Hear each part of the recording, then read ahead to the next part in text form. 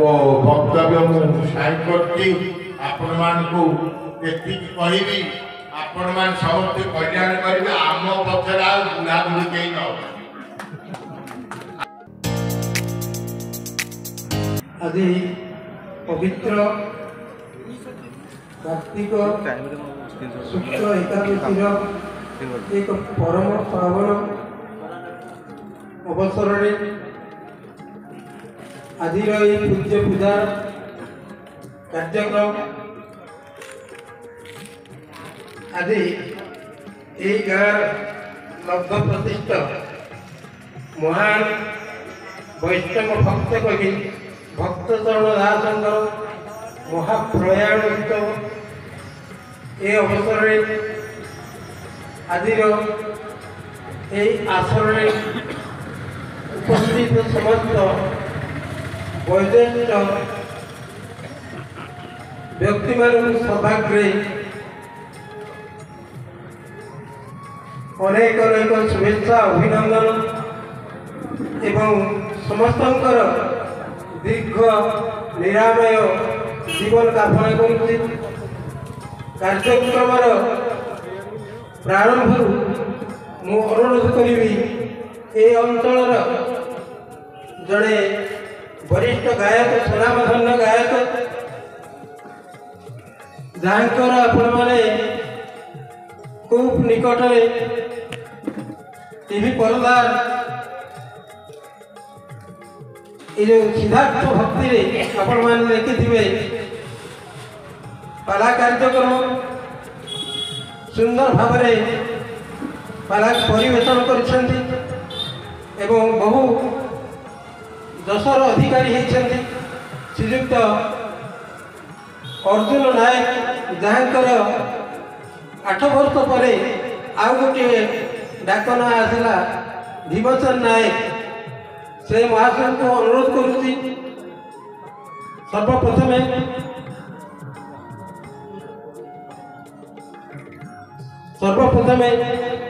ଜଗନ୍ନାଥଙ୍କ ନିକଟରେ ଏକ ଆଶୀର୍ବାଦାତ୍ମକ ମଙ୍ଗଳାଚରଣ ପାଠ କରିବା ପରେ ଆମେ ଆମର ଆଜିର କାର୍ଯ୍ୟକ୍ରମକୁ ଆଗେଇ ନେବା। କବିଶପତ୍ରା ନଗଦାତ ହାରି କୁମାର ତାତ ଶଶିଖଣ୍ଡ ମୌଳି ଲଙ୍କେଶ ଶମ୍ଭୁ ନିତପାଦ ପଦ୍ମ ପାୟାଦନାଦି ପରମେଶ୍ୱରାୟ ଗବିଶପତ୍ରା ନଗଦାତ ହାରି গৈଷ ବରୁନ୍ଦ କବିଷ গৈଷ ବହୁ ଶ୍ରେଷ୍ଠ ପତ୍ର ବୋଇଲେ ବାହନ ବୃଷ ବାହନ କାହାଙ୍କର? ସେଇ ଦେବର ମହାଦେବଙ୍କର। କବିଶପତ୍ର ନଗଦାତ ହାରି, ନଗ ବୋଇଲେ ପର୍ବତ, ହିମାଳ ପର୍ବତ କନ୍ୟା ହେଲେ ପାର୍ବତୀ। ପାର୍ବତୀଙ୍କର ଆତ୍ମକୁ ଖଣ୍ଡନ କରିଥିଲେ ସେଇ ଦେବର ମହାଦେବ। କୁମାର ତାତ, କୁମାର ବୋଇଲେ କାର୍ତ୍ତିକେୟ, ତାତ ବୋଇଲେ ବାପା, କାର୍ତ୍ତିକଙ୍କର ବାପା ହେଲେ ସେଇ ଦେବର ମହାଦେବ। ଶଶିଖଣ୍ଡ ମୌଳି, ଶଶି ବୋଇଲେ ଚନ୍ଦ୍ର, ମୌଳି ବୋଇଲେ ମସ୍ତକ, ମସ୍ତକରେ ଖଣ୍ଡ ଚନ୍ଦ୍ର ଧାରଣ କରନ୍ତି ସେଇ ଶିବଦେବ ମହାଦେବ। ଲଙ୍କେଶ ସମ୍ପୂଜିତ ପାଦ ପଦ୍ମ, ଲଙ୍କଈଶ ରାବଣ ସେଇ ଭଗବାନ ଶିବଙ୍କର ପାଦ ପଦ୍ମ ପୂଜି ଏତେ ବଡ଼ ବଳିଆର ହୋଇଥିଲେ। ପାୟାଦନାଦି ପରମେଶ୍ୱରାୟ, ଏ ଗଲା ସେଇ ଦେବଦେବ ମହାଦେବ ତାରେଶ୍ୱର ଠାକୁରଙ୍କର। ପୁଣି ଏହି ଶ୍ଲୋକର ପ୍ରଥମ ଅକ୍ଷର ଗୋଟିଏ ଗୋଟିଏ ଛୁଟ କରି କାଟିଦେଲେ ଆସିବ ନାରାୟଣଙ୍କର। ଗବିଶପତ୍ରା ନଗଦାତ ହାରି, ଗ ଅକ୍ଷର କାଟିଲେ ବିଷପତ୍ରା, ବି ବୋଇଲେ ପକ୍ଷୀ, ସ ବୋଇଲେ ଶ୍ରେଷ୍ଠ, ପକ୍ଷୀ ଶ୍ରେଷ୍ଠ ହେଲା ଗରୁଡ଼, ଗରୁଡ଼ ବାହନ ହେଲା ନାରାୟଣଙ୍କର। ନଗଦାତ ହାରି, ନ ଅକ୍ଷର କାଟିଲେ ଗଦାତ ହାରି, ଗଦର ହାତକୁ ଖଣ୍ଡନ କରିଥିଲେ ସେ ଭଗବାନ ନାରାୟଣ। କୁମାର ତାତ ଶଶିଖଣ୍ଡ ମୌଳି, କୁ ଅକ୍ଷର କାଟିଲେ ମାର ତାତ, ମାର ବୋଇଲେ କନ୍ଦର୍ପ, ମଦନ ମନ ମାର ପ୍ରଦ୍ୟୁମ୍ନ ମୀନ କେତନ, କନ୍ଦର୍ପ ଦର୍ପ କନକ କାମ ପଞ୍ଚର, କନ୍ଦର୍ପଙ୍କର ବାପା ହେଲେ ନାରାୟଣ। ଶଶିଖଣ୍ଡ ମୌଳି, ସ ଅକ୍ଷର କାଟିଲେ ଶ୍ରୀଖଣ୍ଡ ମୌଳି, ଶ୍ରୀଖଣ୍ଡ ଯେ ମୟୂର ଚନ୍ଦ୍ରିକା, ମୟୂର ଚନ୍ଦ୍ରିକା ସେ ନାରାୟଣ ଭଗବାନ ମସ୍ତକରେ ଧାରଣ କରନ୍ତି। লঙ্কেশ্বর সংপূজিত পাদ পদ্ম লঙ্ক হিসেবে রাবণ লক্ষর কাটিলে বিশ্বপত্রা লক্ষর কাটিলে ବିଷପତ୍ରା ତାହେଲେ ଲକ୍ଷର କାଟିବାକୁ ପଡ଼ିବ। କୁମାରତା ତ ଶଶୀ ଖଣ୍ଡ ଭଳି ଶଶୀ ଯେ ଚନ୍ଦ୍ରକୁ ଧାରଣ କରନ୍ତି ଶିବ, ସଅକ୍ଷର କାଟିଲେ ଶ୍ରୀଖଣ୍ଡ ମୌଳି ମସ୍ତକରେ ଧାରଣ କରନ୍ତି ଶ୍ରୀ ନାରାୟଣ। ଲଙ୍କେଶ୍ୱର ସଂପୂଜିତ ପାଦ ପଦ ଲକ୍ଷର କାଟିଲେ କହ ଈଶ କେଶ କହ ଯେ ଜଳ ଈଶ ହେଲେ ବରୁଣ ଦେବତାଙ୍କର କନ୍ୟା ହେଲେ ଲକ୍ଷ୍ମୀ। ଲକ୍ଷ୍ମୀ କି ନାରାୟଣ ପ୍ରଦାନ କରି সেই বরুণ দেবতা নারায়ণଙ୍କ ପାଦ ତଳେ ଶରଣ ବସିଥିଲେ ଏବଂ ସେହି ନାରାୟଣ ସେହି ଦେବଦେବ ମହାଦେବ ଆମର ରାଜକିଶୋର ବ୍ରହ୍ମା ମହାଶୟଙ୍କର ମଙ୍ଗଳ କରନ୍ତୁ ଏବଂ ଅଜୟ କୁମାରଙ୍କର ମଙ୍ଗଳ କରନ୍ତୁ ଏବଂ ସୁଭାଷ ଚନ୍ଦ୍ର ରାୟଙ୍କର ମଙ୍ଗଳ କରନ୍ତୁ ଏବଂ ମୋର ବୟୋଜ୍ୟେଷ୍ଠ ଭାଇମାନଙ୍କର ମଙ୍ଗଳ କରନ୍ତୁ ସେହି ସତ୍ୟନାରାୟଣ ଏବଂ ଜଗିଷ୍ଠ ଏବଂ ଆମର ସାନପଦାର ଗ୍ରାମବାସୀଙ୍କର ମଙ୍ଗଳ କରନ୍ତୁ। ଏହାର ପବିତ୍ର ମାଟି କବିଙ୍କର ପୀଠ ସମସ୍ତଙ୍କ ପାଇଁ ମୁଁ ଠାକୁରଙ୍କୁ ଜଣାଉଛି ହେ ଭଗବାନ ଶିବ ହେ ନାରାୟଣ ତୁମେ ସମସ୍ତଙ୍କର ଚଲାପଥକୁ କୁସୁମିତ କର ବୋଲ ଆମର ହରି। ମହିଳା ହିସାବରେ ଜଣେ ଅଗ୍ରଗଣ୍ୟା ଯାହାଙ୍କ ପାଖରେ ପ୍ରଚଣ୍ଡ ଧୀଶକ୍ତି ଅଛି ସେ ହେଉଛନ୍ତି ଅନୁପମା ବଳିଆରସି। ସମସ୍ତଙ୍କର ଠାକୁର ମଙ୍ଗଳ କରନ୍ତୁ ଏତିକି କାମନା କରୁଛି।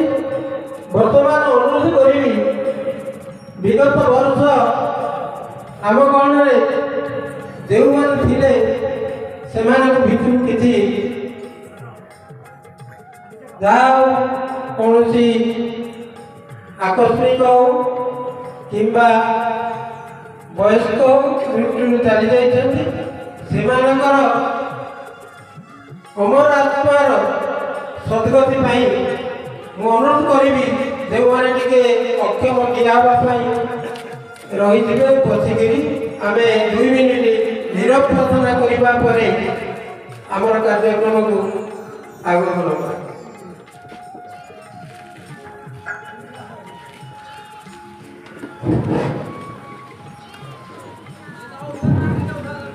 ଯେଉଁମାନେ ଆମମାନଙ୍କଠାରୁ ଆମ ଗଣରେ ଗତ ବର୍ଷ ଥିଲେ ଆଜି ସେମାନେ ନାହାନ୍ତି ସେମାନଙ୍କ ଉଦ୍ଦେଶ୍ୟରେ ଆମେ ନିରାପାଠନ କରିବା। ମୁଁ ସେମାନଙ୍କ ନାମଟି ଆପଣଙ୍କୁ ଶୁଣାଇ ଦେଉଛି ଯେଉଁମାନେ ଛାଡ଼ି ଚାଲିଯାଇଛନ୍ତି।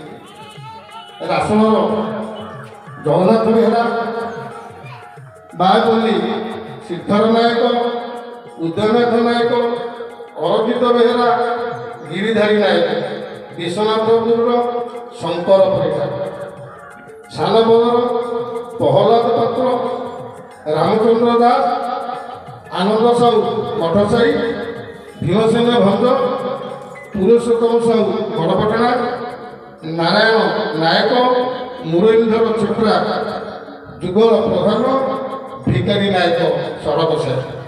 ତାଙ୍କରି ଉଦ୍ଦେଶ୍ୟରେ ଆମେ ନିରାପାଠନ କରିବା। ଆଗାମୀ ଭବିଷ୍ୟତରେ ଆମ ଜୀବନ କେମିତି ଶୃଙ୍ଖଳିତ ହେବ, ଆମ ପିଲାମାନେ କେମିତି ନମ୍ର ହେବେ, ଭଦ୍ର ହେବେ, ଆଉ ତାଙ୍କର ତେଲଲୁଣ ସଂସାରକୁ ବଞ୍ଚାଇବା ସହିତ ଆମମାନଙ୍କ ପାଇଁ ଯେଉଁ ପରମ କର୍ତ୍ତବ୍ୟ ଅଛି ତାକୁ କେମିତି ପାଳନ କରିବେ ସେହି ଉପରେ ସୃଷ୍ଟିର ନିୟନ୍ତା ଜଗତର ନାଥ ଜଗନ୍ନାଥ ସୁନ୍ଦର ପ୍ରକୃତିକି ନିର୍ମାଣ କରିଛନ୍ତି। ଜଳ ସ୍ଥଳ ଆକାଶ ପବନ ଏବଂ ମାଟି ଏସବୁ ହେଉଛି ତାଙ୍କର ସୃଷ୍ଟି। ଏହି ସୃଷ୍ଟିକି ସବୁର ଊର୍ଦ୍ଧ୍ୱରେ ରହିଛନ୍ତି ଯେଉଁ ମଣିଷ ନିଜର କେତେକ ଅମାନବୀୟ ଗୁଣ ଯୋଗୁଁ ଅନେକ କିଛି জীবজন্তু সমাজ ভিতরে বর্তমান বিলুপ্ত হয়েছে।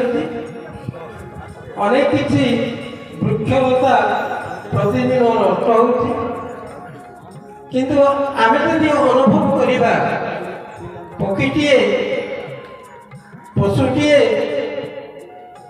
জন্তুটিଏ তার যদি রোগ ହୁଏ ତାହେଲେ ସିଏ এই বৃক্ষলতাକୁ ସିଏ ଟିକେ ଆଘାତ କରିଦିଏ, ସିଏ ଟିକେ ଜିଭରେ ଚାଟିଦିଏ, ତାରି ଭିତରୁ ସେ ଔଷଧୀୟ ଗୁଣ ପାଏ ଏବଂ ସେଇ ଔଷଧରେ ସେ ଭଲ ହେଇଯାଏ।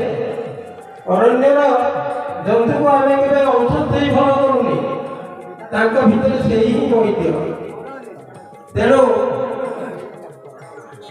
ଏମାନେ ତ ତାଙ୍କର ବିଚାରଧାରା ନାହିଁ। ତାଙ୍କର ମୁଁ ଆପଣମାନଙ୍କୁ ଏଇ ଦୁବଠାରୁ ଦେବଦାରୁ ପର୍ଯ୍ୟନ୍ତ এই অসুস্থ ঠাରୁ এই ଅରଗ ଠାରୁ ଅସୁସ୍ଥ ଗଛ ପର୍ଯ୍ୟନ୍ତ ତା ଭିତରେ କି ଔଷଧୀୟ ଗୁଣ ଅଛି ତାହାକୁ ମୁଁ କିଛି ଅନୁସନ୍ଧାନ କରିଛି, କିଛି ଖୋଜିଛି, କିଛି ପାଇଛି ଏବଂ ଆପଣମାନଙ୍କୁ ଆଗାମୀ ଦିନରେ ଗୋଟିଏ ବହି ଦେବି। ଆମର ସାଧାରଣ କିଛି ଥଣ୍ଡା ହେଲା, ସର୍ଦ୍ଦି ହେଲା, କାଶ ହେଲା, ଜ୍ୱର ରୋଗ ହେଲା, ମାତା ପିତା ଗୁରୁଜନଙ୍କ ଆଶୀର୍ବାଦ ସର୍ବଦା କାମ୍ୟ। ଉପକାରୀର ଉପକାର ଭୁଲି ଯାଇପାର, କିନ୍ତୁ ତାଙ୍କର ଦୁଃଖରେ ହସ ନାହିଁ କିମ୍ବା କ୍ଷତି କରିବାକୁ ଚାହୁଁ ନାହିଁ। ସ୍ନାନ ପୂଜନ ଶୟନ ଠିକ୍ ସମୟରେ କରନ୍ତୁ। ସକାଳ ସନ୍ଧ୍ୟାରେ ବ୍ୟାୟାମ ବା ତାଳବୁଲ କରନ୍ତୁ। ସୂର୍ଯ୍ୟୋଦୟ ପୂର୍ବରୁ ଉଠନ୍ତୁ। ଇପ୍ସିତ ଦେବାଦେବୀଙ୍କୁ ପ୍ରଣାମ କରନ୍ତୁ। ଅତ୍ୟଧିକ ଚିନ୍ତାଗ୍ରସ୍ତ ହୁଅନ୍ତୁ ନାହିଁ, ଚିନ୍ତା ହିଁ ରୋଗର କାରଣ। ପ୍ରତି 15 ଦିନରେ ଯଦି ପାରନ୍ତି ଥରୁଟିଏ ଉପବାସ ରହନ୍ତୁ। ଉପବାସ ଦ୍ୱାରା ଆମର କ'ଣ ଉପକାର ହେବ ତା ଉପରେ ପରବର୍ତ୍ତୀ ସମୟରେ ଆଲୋଚନା କରିବା। ତଟକା ଏବଂ ଗରମ ଅଳ୍ପ ଗରମ ଖାଦ୍ୟ ଖାଇବାକୁ ଚେଷ୍ଟା କରନ୍ତୁ। ବାସି ପଚାସଢ଼ା ଖାଦ୍ୟ ଖାଆନ୍ତୁ ନାହିଁ। ଫ୍ରିଜରେ ରଖାଯାଇଥିବା ଖାଦ୍ୟକୁ ଆଉ ଥରେ ରାନ୍ଧିକି କେବେ ହେଲେ ଖାଇବେ ନାହିଁ। 3 ଘଣ୍ଟା ବ୍ୟବଧାନରେ ଆଜିର ବୟସରେ ଆମେ କ'ଣ ହେଲେ କିଛି ଖାଦ୍ୟ ଖାଇବା। ରୋଗ ସମୟରେ ସଦାବେଳେ ପଥ୍ୟକୁ ମନେ ରଖନ୍ତୁ। ଆମେ ଯଦି ରୋଗ ହେଲା ବିବ୍ରତ ହେବା ଦରକାର ନାହିଁ। ଖାଇବା ପୂର୍ବରୁ ଆଉ ପରେ ପରିସ୍ରା କରିବାଟା ମନ ଦେଇକି ଶୁଣନ୍ତୁ। ଆମେ ଯଦି ଖାଇବାର ପୂର୍ବରୁ ପରିସ୍ରା ନ କରିବା ଆମର କିଛି ମୂତ୍ର ଯନ୍ତ୍ରର ବ୍ୟାଘାତ ସୃଷ୍ଟି ହେବ। ତେଣୁ ନିଶ୍ଚିତ ଭାବରେ ପରିସ୍ରା କରିଖାଆନ୍ତୁ। ଖାଇବା ପରେ ପରିସ୍ରା କରନ୍ତୁ। ଧୈର୍ଯ୍ୟ ସନ୍ତୋଷର ଚାବିକାଠି। ଆମେ ସୁଖରେ ବିଭୋର ହେବାନି କି ଦୁଃଖରେ କେବେ ହେଲେ ଅଧୀର ହେବା ନାହିଁ। ଶୋଇବା ପୂର୍ବରୁ ଗୋଡ଼ ହାତ ଧୋଇ ଉତ୍ତମ ରୂପେ ଆମେ ପୋଛି ଆମର ଇପ୍ସିତ ଦେବାଦେବୀଙ୍କୁ ଧ୍ୟାନ କରି ଆମେ ଶୋଇବା। ପିଲାମାନଙ୍କୁ ଚକୋଲେଟ୍ ଆଇସ୍କ୍ରିମ୍ କେବେ ଦିଅନ୍ତୁ ନାହିଁ ଏବଂ ଉତ୍ତର ଦିଗକୁ ଶୟନ କରି ଶୁଅନ୍ତୁ ନାହିଁ। ପାନ ସହ 7ଟି ଗୋଲମରିଚ ଯଦି ଆମେ ପ୍ରତିଦିନ ଖାଇବା, ଯେଉଁମାନଙ୍କର ଅର୍ଦ୍ଧିନ ଅଗ୍ନିମାନ୍ୟ ରହିଛି ସେମାନଙ୍କର ତାହା ସ୍ୱତଃ 15 ଦିନ ଭିତରେ କଟିଯିବ। ପ୍ରତ୍ୟହ ରସୁଣ 4-5 କୋଲା ଖାଇଲେ ଉଚ୍ଚ ରକ୍ତଚାପ, ଯେଉଁଟାକୁ ହାଇ ବ୍ଲଡ଼ ପ୍ରେସର କହନ୍ତି, ଆପଣମାନେ ପରୀକ୍ଷା କରିକି ଖାଆନ୍ତୁ। ଦେଖିବେ 7 ଦିନ ପରେ ଆଗରୁ ଟେଷ୍ଟ କରିବେ, ପରେ ଟେଷ୍ଟ କରିବେ, ନିଶ୍ଚିତ ଭାବରେ ଆମର ରକ୍ତଚାପ ଡାଉନ୍ ହେବ। ରକ୍ତଚାପ ଔଷଧ ଆମେ ତା ପରବର୍ତ୍ତୀ ମଧ୍ୟ ଖାଇବାକୁ ପଡ଼ିବ ନାହିଁ। ଆମିଷ ସହ କେବେ ଗାଈ କ୍ଷୀର ଖାଇବେ ନାହିଁ। କୌଣସି ଆମିଷ ସହିତ କେବେ ଗାଈ କ୍ଷୀର ଖାଇବେ ନାହିଁ। ଅଦାକୁ ଚୋବେଇ ଖାଇଲେ ଆମର ସ୍ୱରଭଙ୍ଗ ସେଇଟା ଆପେ ଆପେ କମିଯାଏ ଏବଂ ଜୀର୍ଣ୍ଣ ଶକ୍ତି ବଢ଼େ। ଖାଇସାରି ରାତିରେ କିଛି ସମୟ ବୁଲାବୁଲି କରି ଶୋଇବା ଉଚିତ ଏବଂ ଦ୍ୱିପ୍ରହରେ ଖାଇବା ପରେ ପରେ ସାଥି ଶୋଇଲେ ସୁନିଦ୍ରା ହେବ ଏବଂ ଆୟୁଷ ବୃଦ୍ଧି ହେବ। ଅଭିନନ୍ଦନ ଜ୍ଞାପନ କରୁଛି, ସ୍ୱାଗତ କରୁଛି, ଭକ୍ତିପୂତ ପ୍ରଣାମ। ବର୍ଷକରେ ଗୋଟିଏ ଦିନ ଯେଉଁମାନେ ଅନୁଷ୍ଠାନକୁ ପରିକଳ୍ପନା କରି ନେଇ ଆସିଛନ୍ତି, କାଳିଆ ହେଠୁ ଉଠ। ପ୍ରଥମେ ମୁଁ ସେମାନଙ୍କୁ ଧନ୍ୟବାଦ ଦେବି। ଈଶ୍ୱର ତାଙ୍କର କୃପା ଦୃଷ୍ଟି ସବୁବେଳେ ସେମାନଙ୍କ ଉପରେ ରଖିଥାନ୍ତୁ। ଭଲ କାମ କରିବା ପାଇଁ ମନରେ ଆଗ୍ରହ ଆସୁ। ଇଏ ଚାଲିଥାଉ। ଆଜିକି 6 ଦିନ ହେଇଗଲା ସାନପଦର ଗ୍ରାମରେ ଏକ ଆଧ୍ୟାତ୍ମିକ ପରିବେଶ, ସାଂସ୍କୃତିକ କାର୍ଯ୍ୟକ୍ରମ, ବହୁ ଗୁରୁତ୍ୱପୂର୍ଣ୍ଣ ଉତ୍ସବ ପାଳନ କରାଗଲା। ସମସ୍ତେ ଆଜିକି 6 ଦିନ ହେଲା ଆରେ ସାଇଟ୍ ଯାଇକି ଦେ। ଗାଁର ସମସ୍ତଙ୍କ ମନ ସେଇ ଭଗବତ ପ୍ରେମ, ସେଇ ସଭ୍ୟ ସମାଜ, ନୀତିବାଣୀ, ଭାଗବତ ବାଣୀ ଆଜି 6 ଦିନ ହେଲା ଆମେ ସବୁ ଶୁଣି ଆସିଲେ। ସେଥିରୁ କିଛି ମର୍ମ ନିଶ୍ଚିତ ଆପଣମାନେ ସମସ୍ତେ କିଛି ଗ୍ରହଣ କରିଥିବେ। କିଛି ସମୟ ପୂର୍ବରୁ ରାଜକିଶୋର ବ୍ରହ୍ମା ସାନ ଭାଇ ଏ ଯେଉଁ କିଛି ତଥ୍ୟ ଆପଣମାନଙ୍କ ପାଖରେ ରଖିଲେ, ବହୁ ଉପାଦେୟ ତଥ୍ୟ। ଏ ଯେଉଁ ରସୁଣ କଥା କହୁଥିଲେ, ଯେଉଁ କଥା କହୁଥିଲେ, ସେ ଭିତରୁ କିଛିଟା ମୋ ଜୀବନରେ ମୁଁ କରୁଛି ଏବଂ ତାର ଫଳ ପାଇଛି। ସେ ଯେତେବେଳେ ସେଇ କଥା କହୁଥିଲେ, ସେ ଭିତରୁ ଗୋଟିଏ କଥା ହେଉଛି ରସୁଣ। ଯେଉଁ ରସୁଣ ଦେଇଗଲା ସବୁଦିନ ଖାଇବା କଥା ରାଜବାବୁ ଆପଣମାନଙ୍କୁ କହିଲେ, ଏ ରସୁଣର ଗୁଣ ଶୁଣିଲେ ଆପଣ ଆଶ୍ଚର୍ଯ୍ୟ। ମୋତେ ଯେତେବେଳେ ବୟସ ହେଇଥିଲା 35-40 ବର୍ଷ, ମୋର ଅଫିସରେ ମୋର ଡାଇରେକ୍ଟର ଥିଲେ ଜଣେ ମହାନ ବ୍ୟକ୍ତିତ୍ୱ।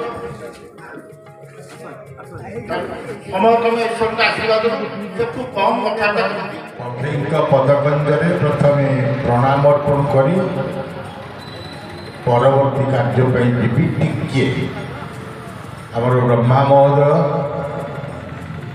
ମୁଁ ସଦାବେଳେ କହି ଏଠି ଯେତେ ସଭା ସମିତି ହେବ, ବ୍ରହ୍ମା ମହୋଦୟଙ୍କର ଦେହାନ୍ତ ନହେଲା ପର୍ଯ୍ୟନ୍ତ ଆଉ କେହି ସଭାପତି ହେଇପାରିବେ। ଏଇଟା ନିରାଟ କଥା। ଆଉ ଯାହା ହେଲେ ଟିକିଏ ଆମମାନଙ୍କୁ ଯେତେ ବୃଦ୍ଧ ବାର୍ଦ୍ଧକ୍ୟ ଆମେ ଆସିକି ବସିଛେ, ଆମକୁ ମନ ବୁଝେଇଲା ଭଳିଆ କଥା ସମସ୍ତେ କହିବେ। ବୃଦ୍ଧଙ୍କୁ ଦେବତା ବୋଲି କହିବେ।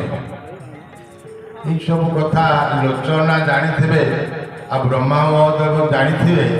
ଆମର ଗୋଟେ ଗଳ୍ପଶ୍ରୀ ବହି ଥିଲା ହାଇସ୍କୁଲରେ, ସେଥିରେ ଗୋଟେ ବିଷୟ ଥିଲା ଡାକମୁନିଷି।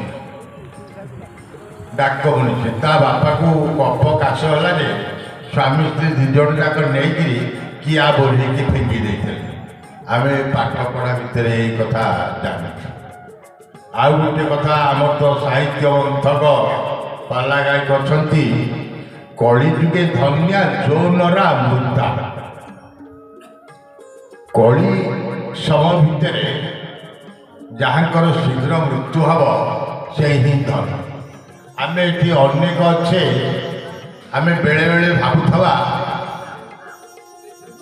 ଭାଷାଟା ଟିକେ ଏପଟ ସେପଟ ହେବ, ଏ ଶଳା ଜମ ସମସ୍ତଙ୍କୁ ଦେଖୁଛି ମତେ ଦେଖୁନି ନା କ'ଣ, ଏମିତି କେହି ଭାବୁଛନ୍ତି?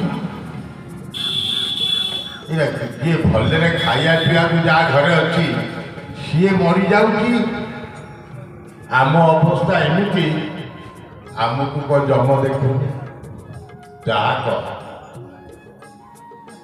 ଆମେ ଧନ୍ୟ ହେବାକୁ ହେଲେ ଏ ବୃଦ୍ଧ ବାର୍ଦ୍ଧକ୍ୟ ଅବସ୍ଥାକୁ ନ ଆସି ଆମର ମୃତ୍ୟୁ ପାଖାପାଖି ହେଇଥିବା ଦରକାର। ଆଉ ଗୋଟିଏ କଥା ନୀତି କଥା ତ କହିଲେ ସ୍ୱାସ୍ଥ୍ୟ ସାହିତ୍ୟ ସମାଜ ଭିତରେ ମୁଁ ପଢ଼ିକି ବ୍ରହ୍ମା ମହୋଦୟ କହିଲେ ଖାଇ ମୂର୍ତ୍ତି ମୂର୍ତ୍ତି ଖାଇ, ଏଇଟା ମନେ ରହିବାକୁ ଭଲ ହବ। ଖାଇ ମୂର୍ତ୍ତି ମୂର୍ତ୍ତି ଖାଇ, ମୂର୍ତ୍ତିକିରି ଖାଇବ ଖାଇକି ମୂର୍ତ୍ତି। ବହୁତ କଥା ମନେ ରହିଲା। ଲୋଚନା କହିଲେ ରସୁଣ କଥା, ଏ ବଡ଼ ଲୋକଙ୍କ ମୁହଁରେ ଏମିତିଆ କଥା ଶୁଣିଲେ ଆମକୁ ଭାରି ଖୁସି ଲାଗେ। ଏଇଟା ସତ୍ୟ, ଏଥିରେ ଏପଟ ସେପଟ କିଛି ନାହିଁ।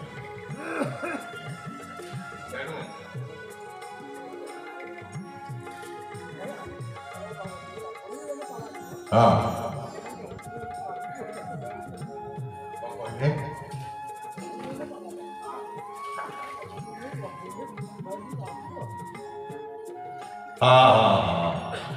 ये गोटे आ गोटे कथा अच्छी आमर कहले आम सान भाई हाँ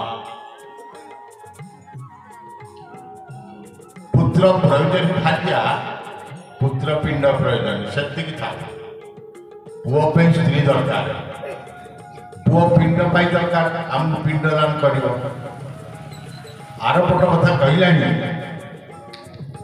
ये बेटा बेटा है जब तक शादी नहीं है, बेटी बेटी है जब तक जिंदा है। पुओ पुओ थब जो पर्यंत बाहा है, झील झील थब सी बंची पर्यंत चारिधार लुह गड़े बापार कि मार कौन है यही कथा मन पकई धाई आसब। पुओ बहु दूरे थे योग्यतम धरी नियंतु आईएएस बा स्पेशल क्लास आसला बापांकर देह असुस्थ अच्छी माँ देह अच्छी गोटे बहुत दूर अच्छी मत फ्लाइट रे जावाक पड़ो मु दरमा पाइनि आर मास आड़िकी जीवी ए बापार रोग आस आर मास आड़िकी जीव मु प्रत्यक्ष दर्शन कथा कहूँ मोर शशुर नीलाद्री शासक आसी सान भाई सी आईएएस अफिसर भाईना को कहले भाईना मु जाऊँ टंका ये 50,000 रखी था देहांत हेले पोड़ा जला करदेव देखी मुझे आसबि यही हूँ दुनिया कथा आमको हजार टेकी टाकी कहले बयस जिते हजि गला आमर आउ कि ना बयस हजि गला आमर आउ कि ना। जय कृष्ण तमे शिक्षक लोक एवं ब्राह्मण प्रकृति दब ना हाँ देवी बाजे टे विश्व दियंतनी मत एटा बघेन पीठ सत्य कहूँ जगन्नाथ नार जपत करी सत्य तेणु महाकवि कालिदास जाते दक्षिण सी जड़े बुढ़ी नई नई जाऊँगी अलगा भांगी जाती दांत नहीं गणित शरीर कालिदास कहले बा कौन खोजुच कहला रे तू जानिनु ना कौन खोजुच ना खोजुची मो बयस बयस चलीगला तेज मुंड हलो तो टणा जोड़ी देने चुपे पार ना आमको जिते बुझौच बुझा आम जिते बुझुचु बुझी एवं लोक ना 7 दिन थे गोड़ पिंधे अलसुआ अलसुआ लगे मेडिकल जाइए देखला कि विभिन्न प्रकार परीक्षा है एक काल बाहर एसनफुलिया ब्लड प्रेशर डायबिटीज सब एक काल के बाहर मुझे डाक्तर को पचारि बाहर की मुझे मरबी ना एमती कथा कहते सब डरुस मुझे परीक्षा न कर असुविधा ही न था आम घर मो सान पुओ कहला जा परीक्षा कर परीक्षा करने द्वारा मोर क्षति एवं मोर क्षति ଦିନାଥ ବେଳା କରିଆନି ଦଣ୍ଡିନୀ କିଏ ଥିଲେ ପ୍ରାଣ ନ ନେଇ ପାରେ ଜଣେ ପୁରାଣ ଇଆଡ଼େ ହାତ ମାଇଲା ତେଣୁ ମୁହୂର୍ତ୍ତେ ଜୀବନ ଥିଲେ ଆୟୁଷ ଥିଲେ ବାଲାକାର ମହୋଦୟ ଜମ ନେଇପାରିବ ନେଇପାରିବ ତେଣୁ ଯାହା ହଉ ପ୍ରତି କିଏ ଆମର ବ୍ରହ୍ମା ମହୋଦୟ ମୁଁ ତାଙ୍କୁ ଗଭୀର ସମ୍ମାନ ଦିଏ ଅନ୍ତର ଭିତରେ ସଦା ଏତିକି କଥା ମୁଁ କହୁଛି ଉପସ୍ଥିତି ବୃଦ୍ଧ ବାର୍ଦ୍ଧକ୍ୟକୁ ବଳି କରୁନାହିଁ ମଞ୍ଚରେ ଥିବା ସମସ୍ତ ମୋର ଭାଇ ବନ୍ଧୁ ବତିଶା ଅନ୍ତରକୁ ନିବେଦନ କରୁ ସତ୍ୟ ଆସନ୍ତା ବର୍ଷକୁ ନଥିବି ଟିକେ ମନେ ପକେଇ ଦବ ଏତିକି ମୁଁ କହିକି ଦେଖେ କେତେ ଭଲ ଭଲ ହଉଛି 120 ବର୍ଷ ଏବେ ଲୋଚନାକୁ ମୁଁ ସାନ 2-3 ବର୍ଷ ଆଉ ମୋ ବକ୍ତବ୍ୟ ମୁଁ ସାଇନ୍ କରିଛି ଆପଣମାନଙ୍କୁ ଏତିକି କହିବି ଆପଣମାନେ ସମସ୍ତେ କଲ୍ୟାଣ କରିବେ ଆମ ପଛରେ ଆଉ ବୁଢ଼ାବୁଢ଼ୀ କେହି ନ ଆମେ ଯେତିକି ହେଇଛେ ସେତିକି ବୁଢ଼ା ଆଉ ବୁଢ଼ାବୁଢ଼ୀ କେହି ନ ହୁଅନ୍ତୁ ଜଗନ୍ନାଥ ଏତିକି ଆଶୀର୍ବାଦ କରନ୍ତି ଆଉ ଆମେ ତ ଯାହା ବୁଢ଼ା ହେଇଛେ ଯାହା ନେଇକି ଯିବା ଏତିକି କହି ମୁଁ ମୋର ବକ୍ତବ୍ୟ ସାଇନ୍ କରୁଛି ଯେ ଆଗରୁ ତ କହିଛନ୍ତି ବହୁତ ଆରମ୍ଭ କଲେ କହୁଛି ଶେଷ ଜଣା ନାହିଁ ମୁଁ ଏଇ ମାଟିର ପୁଅ ବହୁ ବର୍ଷ ପଦୁଟେ ପଡ଼ିଲେ ମନ ବୁଝୁନି ଟିକେ ବାଛିକି କହିବେ ଏଇ ମାଟିରେ ଏ ପୁଅ ସବୁ ବସୁଛନ୍ତି ବଢ଼ିଆ ଭାଷଣ ଦେଉଛନ୍ତି ଗୋଟାଏ ପଦ ଟିକେ ଚିନ୍ତା କରିକି କହିବେ ବିକୃତି ବାସ ନିରାଧର ବ୍ୟାସ ବିନାୟକ ସତୀ ନାରୀ ଏହାଙ୍କର ଉନ୍ନତି ଜଗତେ ତା ଜାଣିଛନ୍ତି କୃଷ୍ଣଙ୍କର ଗତି ସେହି ପଡ଼ିବ ସହଚରୀ ତାହାଙ୍କୁ ଯେ ବାଛି ବସରେ ପାଖିଏ ମାରନ୍ତି ବାହୁବଳେ ଗୋ ସହଚରୀ ତାହାଙ୍କୁ ଯେ ବାଛିବ ଜଳେ ଦିବସ ନିରାକାର କୁବେର କୁଳିଚନ୍ଦ୍ର ବ୍ୟାସ ବିନାୟକ ସତ୍ୟ ଏ 7 ଜଣଙ୍କର ଗତି ପରବର୍ତ୍ତୀ ଏ 7 ଜଣଙ୍କର ଗତି କିଏ ବାଛିଥିଲା କୃଷ୍ଣଙ୍କ ସହିତ କିଏ ମିଳେଇଲା ବେଳେ କୃଷ୍ଣ ତାକୁ ବାହୁବଳରେ ବାଛନ୍ତି ଏଇ ମାଟିର ଲେଖା ଏ ଲୋକମାନଙ୍କୁ କହିଛି ସମସ୍ତଙ୍କୁ କହିଛି ଏ ଗଣେଶ ଦାସଙ୍କର ଗୋଟେ ବହି ପ୍ରିଣ୍ଟ ହେଇଛି ଥିଲା କଞ୍ଚିଆ ନରସିଂହ ଦାସଙ୍କ ପାଖରେ ତାକୁ ନେଲା ଯାଉଥିଲା ପରିହାସ କୋଉଠୁ ଖୋଜିକେ ଓଡ଼ିଶାରେ କୋଉଠି ହବ ତାକୁ ଆଣ ପରିହାସ ଯିଏ ଯିଏ ଅଛନ୍ତି ସେଇମାନେ ପ୍ରବଳ ଚେଷ୍ଟା କରୁଛନ୍ତି ପରିହାସ ଦର୍ପଣର ଲେଖା ଆଉ କୋଉ କବି ଲେଖୁନାହାନ୍ତି ଆଲୋ ଖଟ ତଳେ ଗଲା ମୂଷା ମୋ କାନ୍ଦ କରିଛନ୍ତି ନୂଆ ଚାକିରି ମୋ ପଲଙ୍କ ପଡ଼ିଛି ଦୁଃଖା ମୁଁ ସାମପଦର ଗ୍ରାମର ଗୋଟେ ବିଶେଷ ଅନୁଷ୍ଠାନ ଭକ୍ତଚରଣ ବିଦ୍ୟାପୀଠରେ ବହୁତ ଦିନ ଧରି ଶିକ୍ଷକତା କରିବା ପରେ ମୁଁ ଗୋ ଟ୍ରାନ୍ସଫର ହେଇଯାଇଥିଲି ପ୍ରମୋସନ୍ ହେଇଯାଇଥିଲି ସେଠି ଗଲା ପରେ ସେଠିକା ପରିସ୍ଥିତି ତଥାପି ମୁଁ ଆପଣମାନଙ୍କୁ ଆପଣ ତ ଆଗରେ ଚାଲିଛନ୍ତି ମୁଁ ତ ପଛରେ କାରଣ ମୁଁ ରିଟାୟାର୍ଡ ହେଇଗଲି ଅର୍ଥାତ୍ ଆପଣଙ୍କ ଭଳି ମୁଁ ବାର୍ଦ୍ଧକ୍ୟ ଅବସ୍ଥାକୁ ଆସିଯାଉଛି ତ ମୁଁ ଆପଣମାନଙ୍କୁ ଗୋଟେ ଛୋଟ ଅନୁରୋଧ କରିବି ଆପଣମାନେ ଶରୀର କଷ୍ଟ ସହିତ ସଦାବେଳେ ସକାଳେ ସନ୍ଧ୍ୟାରେ ଆପଣମାନେ ଯେଉଁମାନେ ବୟସ୍କ ବ୍ୟକ୍ତି ଅଛନ୍ତି 4-5 ଜଣ ଲେଖାଏଁ ସମସ୍ତେ ଏକାଠି ହୁଅନ୍ତୁ ବସନ୍ତୁ ଏବଂ ମନ ଖୋଲା କଥା କହନ୍ତୁ ଶରୀର ଭିତରେ କଷ୍ଟ ଥିଲେ ବି ଶରୀର କଷ୍ଟ ତ କେହି ନେଇଯିବେନି ଶରୀର କଷ୍ଟ ତ ହେବ ହିଁ ହେବ କିନ୍ତୁ ମାନସିକ ଭାବେ ଆପଣ ନିଜକୁ ଭଲ ରଖିବା ପାଇଁ ମୁଁ କହେ ଯେ ଆପଣମାନେ ଏକାଠି ହୁଅନ୍ତୁ ମୁଁ ବି ସେମିତି ଏବେ ଏକାଠି କରିବା ପାଇଁ ଚେଷ୍ଟା କରୁଛି ସେଠି ରାସୁଣା ଖେଳରେ ବୟସ୍କ ଲୋକମାନଙ୍କୁ ଏକାଠି ହେବା, ଖୁସି ଗପ କରିବା, ଯାହା ବି କଷ୍ଟ ଶରୀର କଷ୍ଟ ଅଛି ତା ସହିତ ମାନସିକ ଭାବେ ଆମେ କେମିତି ଭଲ ରହିବା ତା ପାଇଁ ଆମେ ଚେଷ୍ଟା କରିବା ଯେ ଆମେ କେମିତି ନିଜକୁ ଭଲ ରଖିପାରିବା। ଏଠି ଆପଣମାନେ ସମସ୍ତେ ବସିଛନ୍ତି, ପ୍ରାୟ ଅଧିକାଂଶଙ୍କ ମୁହଁରେ ଯେମିତି ଗୋଟେ ବ୍ୟସ୍ତତା ଅଛି, ଗୋଟେ ବିବ୍ରତ ଭାବ ଅଛି, ଆପଣମାନେ ବହୁତ ଚିନ୍ତିତ ଥିଲା ଭଳିଆ ଜଣାପଡ଼ୁଛନ୍ତି। ଏଇଟା ବାର୍ଦ୍ଧକ୍ୟ ଅନୁସାରେ ହେବ। ଆପଣମାନେ ସମାଜକୁ ବହୁତ କିଛି ଦେଇଛନ୍ତି, ପରିବାର ପାଇଁ ବହୁତ କିଛି ଦେଇଛନ୍ତି ଏବଂ ଏଇ ବୟସରେ ଆପଣମାନଙ୍କ ଭିତରୁ ଅନେକ ହୁଏତ ଠିକ୍ ଆଦର ପାଉନଥିବେ ଘରେ, କିନ୍ତୁ ଆମେ ତାକୁ କ'ଣ କରିପାରିବା? ତେଣୁ ମୁଁ କହିବା କଥା ଆଉ ଆମ ପାଇଁ କିଛି ବାଟ ନାହିଁ। ଆମେ ସମସ୍ତେ ଏକାଠି ତ ହେଇପାରିବାନି, ସାହିରେ ବସ୍ତିରେ ଯେଉଁମାନେ ଆମେ ରହୁଛେ 4-5 ଜଣ ଲେଖାଏଁ ଏକାଠି ହେବା ସକାଳ ସନ୍ଧ୍ୟାରେ ଏବଂ ଖୁସି ଗପ କରିକି ନିଜକୁ ବୁଝେଇବା ଆଉ ମାନସିକ ଭାବେ ଶାନ୍ତି ରକ୍ଷା ପାଇଁ ଚେଷ୍ଟା କରିବା।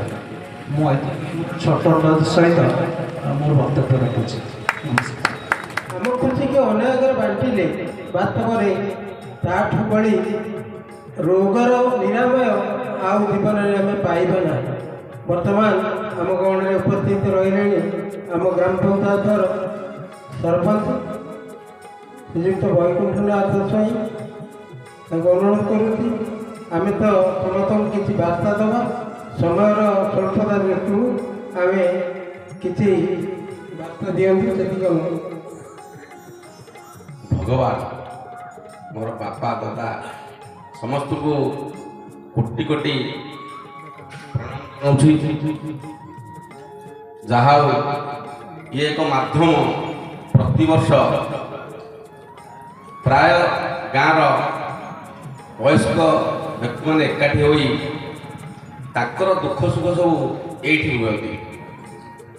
ସେ ଭିତରେ ଅନେକ ଦୁଃଖର କଥା ଅଛି, ଅନେକ ସୁଖର କଥା ବି ଅଛି, କିନ୍ତୁ ପ୍ରାୟ ବୟସ ହେଲା ପରେ ଦୁଃଖର କଥା ଅନେକ, ସୁଖର କଥା ବହୁତ କମ୍।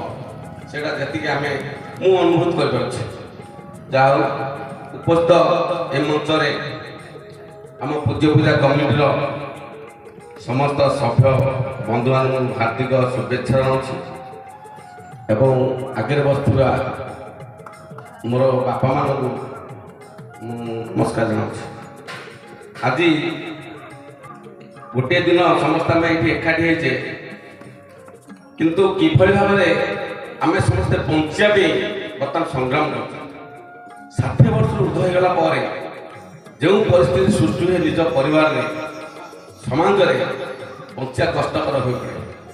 ମୁଁ ସରପଞ୍ଚ ସାର୍ ଅନେକ ପରିବାରର ଅନେକ କଥା ବି ଜାଣିଛି, ଅନେକ ଜିନିଷ ମଧ୍ୟ ଆସିଛି, କିନ୍ତୁ ବର୍ତ୍ତମାନ ଯେଉଁ ଆମେ ଏଠି ଆଜି 6 ଦିନ ହେଇଗଲା, ଗୋଟେ ଫଙ୍କସନ୍ ଲଗାତାର ଚାଲି 6 ଦିନ, ଆଜି 7 ଦିନ ଆଜି ହେଇଗଲା। କିନ୍ତୁ ଯେତେ ପୂଜା କଲେ ବି, ଯେତେ ଠାକୁରଙ୍କୁ ଡାକିଲେ ବି, ନିଜର ପିତାମାତାଙ୍କୁ ଯଦି ଭଗବାନ ଭଳି ନ ଭାବି ଯଦି ପୂଜା ନ କରୁଛ, ତମର ସେ ଆଦର୍ଶ ନୁହଁ, ସେ ଭଗବାନଙ୍କୁ ଡାକିବା ତମର ଠିକ୍ ନୁହଁ। ପ୍ରତ୍ୟେକ ବୟସ୍କ ଲୋକଙ୍କର ତାଙ୍କ ହୃଦୟ ନିଶ୍ଚିତ କମ୍ପନ ସୃଷ୍ଟି ହେଉଥିବ, ମୁଁ କେମିତି ଏ ସଂସାରକୁ ଚାଲିଯିବି। ଏହା ହେଉଛି ବିରକ୍ତିର ଭାବ ପ୍ରକାଶ। କ'ଣ ସେ ବିରକ୍ତିଟା? ବାପ ଯେତିକି ପୁଅକୁ କରିଛି ବା ଝିଅକୁ କରିଛି, ବେଶୀ ବାଧକ ସୃଷ୍ଟି ହେବା କଥା ପୁଅମାନଙ୍କୁ, କିନ୍ତୁ ହେଲେ ବି ତାହା ହେଇପାରୁନି। ଯେତେବେଳେ ପୁଅ ବଡ଼ ହେଇକି ବୋହୂ ଆସୁଛି, ବାତ୍ୟା ହେଉଛି, ସେତେବେଳେ ବାପାର କଥା ମନେ ପଡ଼ୁନି। ପୁଅ ବିଦେଶରେ ଥିଲେ ବି ଯେତେବେଳେ ଭୋର ପରେ ବାପା ମୁଁ ପହରଦିନ ଯିବି ଗାଁକୁ, 10 ତାରିଖରେ ପହଞ୍ଚିବି, ବାପା ସେ 10 ତାରିଖ ଦିନ ବାରିକି ଦୁଆର 1000 ଥର ଆଉଥିବ। ଯଦି ଖଟ ପଡ଼ିଗଲା, ବୋଧେ ପୁଅ ଆଇଲା କିଲୋ, ଆରେ ପୁଅ ଆଇଲା, ଆରେ ଆଇଲା ଭାଇ ଦେଖିଲୁ। ଏଇ ଯେଉଁ ହୃଦୟରେ ସ୍ଥାନ ପାଉଛି ବାପାର ମନରେ ଆସୁଛି, ଯେଉଁ ପୁଅ ଆସିଲା ମୋର, କିନ୍ତୁ ପୁଅର ସେତିକି ତା ମନରେ ହୃଦୟରେ ସେତିକି ସୃଷ୍ଟି ହେଉନି। ଯଦି ସେତିକି ବାପର ଯେତିକି ଅନୁଭବ କରିକି ସୃଷ୍ଟି ହେଉଛି ତା ହୃଦୟରେ ଯେତିକି ଜିନିଷ, ପୁଅର ଯଦି ସେତିକି ସୃଷ୍ଟି ହୁଅନ୍ତା, ତାହେଲେ ବାପା ବହୁତ ଭଲରେ ରହିବ। ଯେଉଁ ମା ବହୁତ କଷ୍ଟ କରିକି ଆମକୁ ଏ ବାହାର ଆଲୋକ ଦେଖିବାକୁ ଆଣିଛି, ଆମକୁ ଜନ୍ମ ଦେଇଛି, ସେ ମାଆକୁ ଆମେ ପଚାରୁନେ।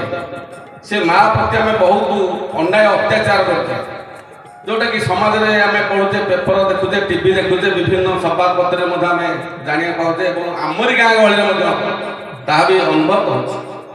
पुओ पचारुनी बापा को बहु पचारुनी शशुर सेठी कौन कर तार गोटे पुओ जोड़े पुओ आसुन जब तुम पुओ जब बड़ हो गोटे बाहर जे पुओ तू आसे मो देह खराब मुझे कौन करी मोर ऑफिस काम मुझे जापारे कि मतलब बेपार बहुत चलती मुझे जापारे मुझे पैसा पठाऊँ पैसा नहीं जा ये आम पुओ जन्म कर साहय तेणु आम जो पुओ को जन्म देते आम बहुत आशार स्वप्न पर हसुले स्वप्न देखी पिलादिने बाट बढ़े हाथ धरिक चलाऊे सी चली आमको थय करमको पाथ्य कर आमको संबल कला आम प्रत्येक खर्च आरंभ कर प्रत्येक शिक्षा दीक्षा प्रति क्षेत्र में आम अवहेला कर वैज्येष्ठ बुद्धिजीवी वरिष्ठ नागरिक किए जेजे हे किए बड़ापा हे किए बापा तुल्य हे समस्त को हाथ जोड़ी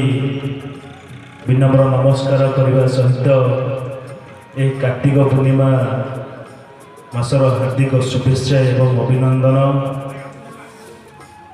आपण आज कहबी से गोटे जिते मंच तैयारी होते आज ये अनुष्ठानटा गढ़ी उठी ये जो चिंताधारा ये जो भावधारा को नहीं आपण मानक नहीं जो वृद्धा सम्मेलन कर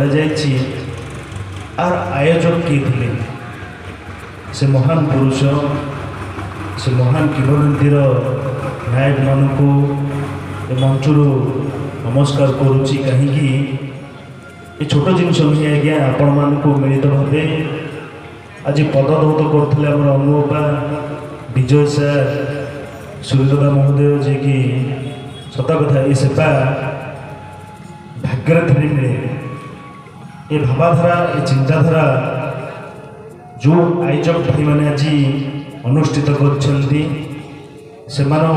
आम चिर ऋणी समीसव्य नुहे क्षमता आज अच्छी 2-4-5 वर्ष रपर चलीज जदि गोटे आम भल मनीष हिसाब से भल समाजसेवी हिसाब से आपण पाखे परिगणित हेलु ताले आपण मन जो भल पाइबाटा थी आपणकर भल पाइबा मन भितर आसा दरकार आज्ञा क्योंकि मुंडारे भावीदेव मो पुओ ते भल पाऊे ना मुझे आपण पाखे प्रकृत में सेवा करी आपण पाखे गोटे पुओ कि पुतुरा हिसाब से आपण पाखे पहुँची पारि आपण पाखे जब दुख सुखर साथी हो पारू आपण जो अनुभव करें मन भितर जो आशीर्वादटा देवे से आशीर्वाद कोटी कोटी टंका सहित भी सामान हेनी जहाँकि आमको स्वर्ग प्राप्ति कर गोटे स्वप्न सुजोग होता है स्वल्प समय तो अच्छी स्वल्प समय भितर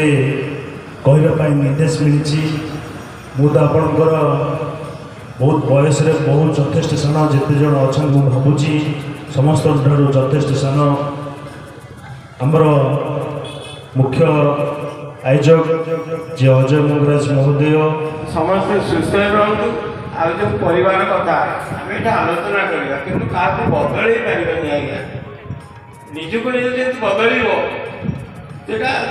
भगवान का आशीर्वाद आपण मन में कौन अच्छी मन में कौन अच्छी बो मन में कौन अच्छी पु मन में कौन अच्छी यहाँ आज्ञा के निजक निज परिवर्तन जदि आपण झील जाकि कौन परिवार विशृंखला कला तेणु आप बहुत दायित्व सम्मान पाइबे तेणु से निजक निजे ठाकुर आशीर्वाद आ भल आज्ञा आशा करूँ केवे भी भल भल चान्स ना भल ना आज्ञा आप सेवा छाड़ी दिखाँ सेवा करने चेष्टा कर सेवा पाइबा इच्छा करते ना आपको 80 वर्ष 90 वर्ष 70 वर्ष सेवा पाइबा आग्रह करते नहीं सेवा के करेंगे कौन से चिंता कर आशा करते यहाँ मोर विशेष अनुरोध पूर्ण कार्तिक एकादश तिथि जमती स्वर्ग देवता मान मिलन हुए आज आम गाँव प्रतिवर्ष हुए आज आम गाँव अपूर्व सौवर्धन कर जगन्नाथ सदृश विश्व चराचर ପ୍ରଭୁ ଜଗନ୍ନାଥଙ୍କ ସଦୃଶ ବୟବୃଦ୍ଧ ଭଗବାନ ମାନେ ଆପଣଙ୍କୁ ମୋ ଗଭୀରତମ ପ୍ରଦେଶରୁ ଅନନ୍ତ କୋଟି ପ୍ରଣାମ ଜଣାଉଛି। ପ୍ରତିବର୍ଷ ଆମ ଗାଁରେ 14 ବର୍ଷ ହେଲା ଆପଣମାନଙ୍କର ମିଳନ এইখানে ହେଉଛି। ୟାକୁ ଯେ ପରିକଳ୍ପନା କରିଥିଲେ ପ୍ରଥମେ ମୋର ମନେ ଅଛି ରାଜକିଶୋର ସାହୁ, ରାଜକିଶୋର ବରାଡ଼, ଏମିତି କିଛି ଆମ ଗାଁର ସ୍କୁଲ ବାରଣ୍ଡାରେ ହେଉଥିଲା, ବସେଇ ଦିବସ ସ୍କୁଲ ବାରଣ୍ଡାରେ କଲା। କିନ୍ତୁ ଯାହା ହଉ ଭଗବାନଙ୍କର କୃପା ଦୃଷ୍ଟି ଆପଣମାନଙ୍କୁ ଏକତ୍ରିତ କରି ସେବା କରିବାର ସୁଯୋଗ ପାଇଁ ଗୋଟେ ଛୋଟିଆ କମିଟି କରାଗଲା, ଯାହାର ନେତୃତ୍ୱ ଅଜୟ ମଙ୍ଗରାଜ ନେଲେ। ସେ ମହାଶୟଙ୍କୁ ଅନୁଷ୍ଠାନ ତଥା ଆମ କମିଟି ତରଫରୁ ଅଶେଷ ଧନ୍ୟବାଦ। ଆପଣମାନଙ୍କ ବିଷୟରେ ତ ବହୁ ମଞ୍ଚାସୀନ, ବହୁ ଅତିଥି, ବହୁ କମିଟି ସଦସ୍ୟ ବହୁତ କଥା କହିଲେ। ଆପଣମାନଙ୍କ ବିଷୟରେ ମୁଁ ସେମିତି କିଛି କହିବା ଦୁଷ୍ଟତା ହେବ। ଆପଣମାନଙ୍କ ପାଇଁ ଯଦି ସେବା କରିବାର ସୁଯୋଗ ମିଳେ ତେଣୁ ନିଶ୍ଚିତ ଭାବରେ ମୁଁ ନିଜକୁ ଧନ୍ୟ ମନେ କରିବି। ସମସ୍ତଙ୍କୁ ମୋର ପ୍ରଣାମ। ଆଜିର ଏ ଯେଉଁ ଆୟୋଜନ ହେଇଛି ବିଗତ ଏ ବର୍ଷ 14 ବର୍ଷ 13 ବର୍ଷ ତଳେ ଏ ଯେଉଁ ପରିକଳ୍ପନା କରାଯାଇଥିଲା, ଯେଉଁମାନେ ଏହାର ସ୍ରଷ୍ଟା, ମୁଁ ସମସ୍ତଙ୍କୁ ଧନ୍ୟବାଦ ଅର୍ପଣ କରୁଛି। ଗୋଟିଏ କଥା ସମସ୍ତଙ୍କୁ କହେ, ଆମ ଗାଁରେ ଯେତେ ଗୁଡ଼ିଏ ପର୍ବ ଉତ୍ସବ ହେଉଛି ସବୁଠାରୁ ମୁଖ୍ୟ ଉତ୍ସବ ହେଉଛି ପୂଜ୍ୟ ପୂଜା ଏବଂ ଆମର ସାହିତ୍ୟ ସଂସଦ ଯେଉଁ ଭକ୍ତ ସମିତି, ଏଇଟା ଖବରକାଗଜରେ ପ୍ରକାଶ ପାଇବ, ଲୋକମାନଙ୍କୁ ପ୍ରେରଣା ଦେବ। ଦୁର୍ଗା ପୂଜା, ଲକ୍ଷ୍ମୀ ପୂଜା, ଗଣେଶ ପୂଜା ଇଏ ଆମକୁ କିଛି ପ୍ରେରଣା ଦେବ। ଯାହା ଗୋଟେ ଜିନିଷ, ସମସ୍ତ ବୟୋଜ୍ୟେଷ୍ଠ ସିନିୟର ସିଟିଜେନ୍ ମାନଙ୍କୁ, ବହୁତ ସିନିୟର ସିଟିଜେନ୍ ଯେଉଁମାନେ 70 ବର୍ଷ ଅତିକ୍ରାନ୍ତ କଲେଣି, ସେ ଜଗନ୍ନାଥ ପାଖରେ ଟେକିବେ।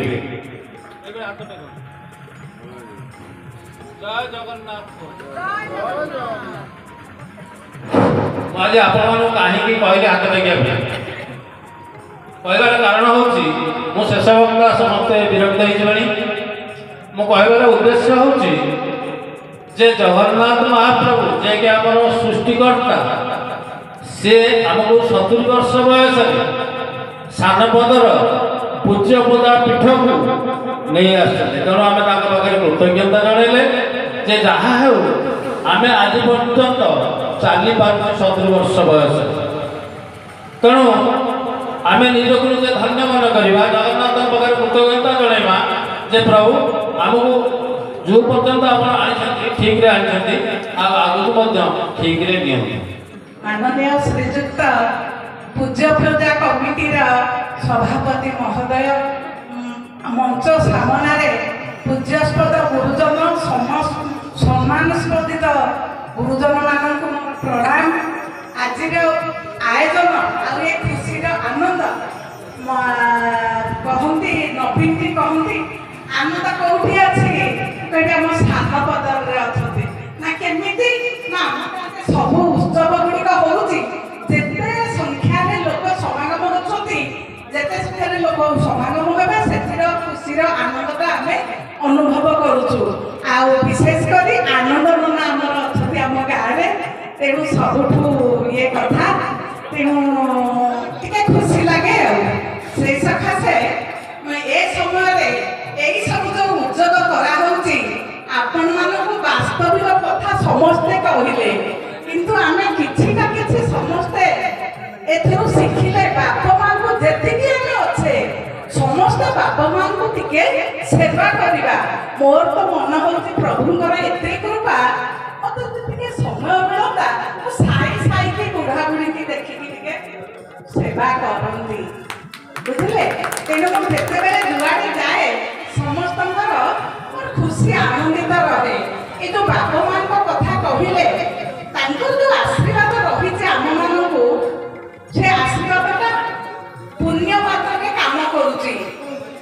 ଯେଉଁମାନଙ୍କ ପାଇଁ କରାଯାଇଛି ପୂଜ୍ୟ କାର୍ଯ୍ୟକ୍ରମ ବିଭିନ୍ନ ଗାଁକୁ ଆସିଥିବା ଗୁରୁଜନ ଏବଂ ବয়োଜ୍ୟେଷ୍ଠ ପିତାମହ ସମସ୍ତଙ୍କୁ ମୋ ଅନ୍ତରରୁ ନମସ୍କାର ଜଣାଉଛି।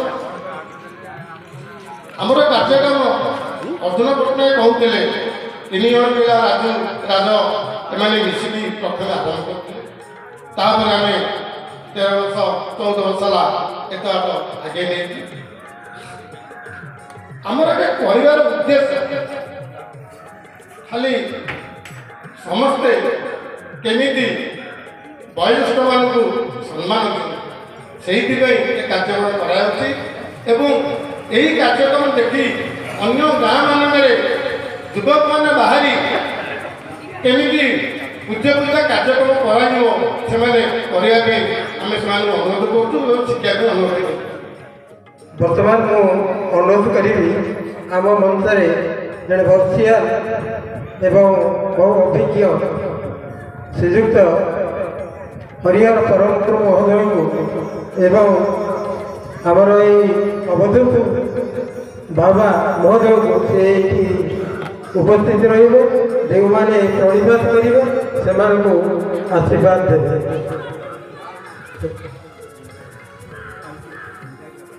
ବିନ୍ଧଗିରି ବାବା କିଏ ଅଛନ୍ତି ଦୟାକରି ଟିକେ ଆସନ୍ତୁ। ଆପଣମାନଙ୍କ ଉପସ୍ଥିତିରେ ଆମର ଉଦ୍ୟୋକ୍ତା ବନ୍ଧୁମାନେ ଆପଣଙ୍କୁ ପ୍ରଣିପାତ କରିବେ ଏବଂ ଆପଣ ଆଶୀର୍ବାଦ ଦେବେ।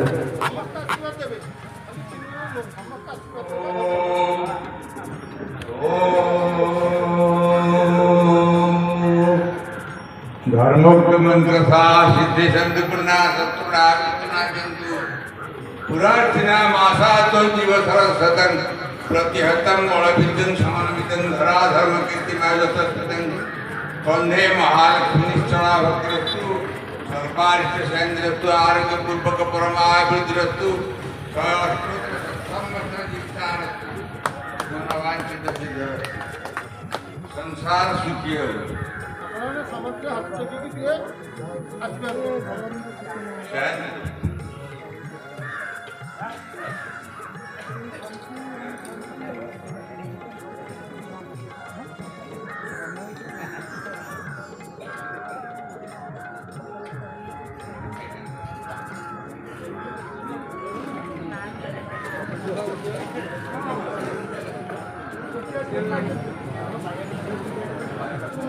ସର୍ବସ୍ୱ ନାୟକ ନାୟକ ସର୍ବସ୍ୱ ନାୟକ ପ୍ରଫୁଲ୍ଲ କୁମାର ସମ୍ପତ୍ତିର ତାଙ୍କର ଅନୁଭୂତି ଆସିନାହାନ୍ତି।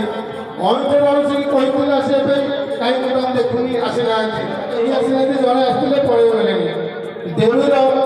ଦେଉଳି ଆସୁଛି ସନାତନ ନାୟକ ଦେଉଳି ଆଉ ଶଙ୍କର ଶ୍ରୀଚନ୍ଦନ ମଦନ ମୋହନ ତିନି ଆସୁଛନ୍ତି। ଦୟାକରି ଆପଣ ଭୋଜନ କରିବାକୁ ଯାଆନ୍ତୁ ଭୋଜନ କରିବେ ତାହେଲେ ଯୋଉମାନେ ବସୁଛନ୍ତି ଗୋଟିଏ ଆଡୁ ମୁଁ ନିଜେ ଗୋଟେ ଉଦ୍ୟୋଗ କରୁଛି ଯେ ଆମର କମିଟି ଜଣେ ଲୋକ ଜଣେ ବୟସ୍କ ଲୋକଙ୍କୁ ସିଲେକ୍ସନ କରିକି ମୋତେ ତାଙ୍କ ନାଁ ଦେବେ ଏବଂ ମୁଁ ତାଙ୍କୁ ଗୋଟିଏ ବର୍ଷ ପାଇଁ 1 ବର୍ଷ ପାଇଁ ବସ୍ତ୍ର ପ୍ରଦାନ କରିବି। ଗୋଟିଏ ବର୍ଷ ପାଇଁ ଆମର କମିଟି ସିଲେକ୍ସନ କରିବ। ମୁଁ ପୋଷ୍ୟ ପିତା ହିସାବରେ ଗୋଟିଏ ବର୍ଷ ପାଇଁ ତାଙ୍କୁ ବସ୍ତ୍ର ପ୍ରଦାନ କରିବି। ମୋର କମିଟିର ନିର୍ଦ୍ଦେଶ ଅନୁସାରେ ମୁଁ ତାହା ପାଳନ କରିବି। ଆନନ୍ଦ ପିତା ଆନନ୍ଦ ରଣସିଂହ ଆକଳନ ଛୋଟା ତାଙ୍କ ପୁଅ କଳାହାଣ୍ଡିରେ ଚାକିରି କରିଥିଲେ। ବହୁତ ପଇସା ରୋଜଗାର କରୁଛି। 2 ଜଣ ସ୍ୱାମୀ ସ୍ତ୍ରୀ ବାସ କରୁ। ସମସ୍ତଙ୍କର ମଙ୍ଗଳ ହଉ, ସମସ୍ତଙ୍କର ଦେହ ଭଲ ହଉ, ଯାହା ବି ହଉ ଭଲ ହଉ, ଭଲ କରନ୍ତୁ। ଆଉ ଘରେ ବୋହୂ ଝିଅ ପୁଅ ସମସ୍ତେ ସେବା କରନ୍ତୁ। ଆମେ ତାଙ୍କୁ ଏଇଠି ଥାଇ ବାର୍ତ୍ତା ଦେଉଛୁ ଯେ ଆପଣମାନେ ଯାହା ସେବା ଯାହା ଶିକ୍ଷା ବାପା ମାଆଙ୍କୁ ଦେବେ ଆପଣଙ୍କ ପିଲା ସେହି ଶିକ୍ଷା ହିଁ ପାଇବେ। ତେଣୁକରି ଯଦି ଆମେ ଭଲ ଶିକ୍ଷା ଦେବା ତାହେଲେ ଆମ ପିଲା ଆମକୁ ଭଲ ଶିକ୍ଷା, ଆମେ ଯଦି ବାପା ମାଆଙ୍କୁ କିଛି ଖରାପ କଥା କହିବା ବା ଖରାପ